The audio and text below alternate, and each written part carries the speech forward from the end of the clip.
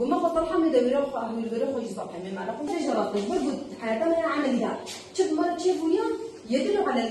براسي ما قالك استفادة في محاضرة كر محاضرة مال كأبي واكتئابو أمي تشوا أمي معالجة خب كن بريجو بوصلي محالة اكتئابي قالك طرق هنا وكرازانك رازانا منتظم رازي ممارسة رياضة بكي يوغا تمارين التنفسي هنا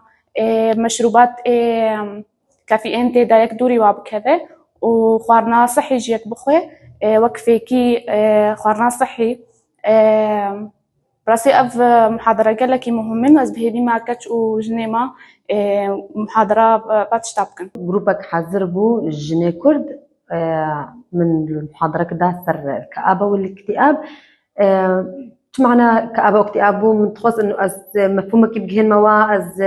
بخاطر أوجي بجهن مفهومك أوجي تحت خويا عملي درباس بكن كآبة تشتكي طبيعية بهر إنسان يرتشيد به مدة ده أسبوعا زي ده أسبوعات كبي مرحلة اكتئاب ده مرحلة كآبة ده أم إيرو قالك يشتغلي مخاطر منك ابن مرحلة اكتئاب ده كآبة تشتكي طبيعية إنه بمرض شببي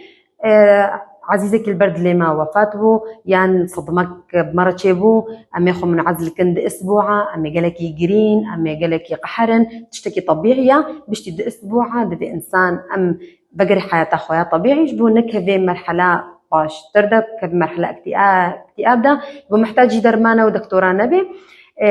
ومطرقي علاج مدانا وعلاجا وينا دست كده جو خوامة منتظم به يكجي ناق هي مرحلة اكتئاب يا دواجي ممارسة رياضة يا سياجي خوارنا مقالكي وصحي به يا تراجي أمدوري كفايني بكذا ندوري قحوة وشاي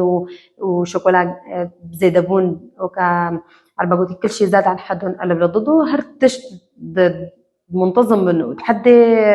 معقول دبن أم ناق هنا مرحلة اكتئابي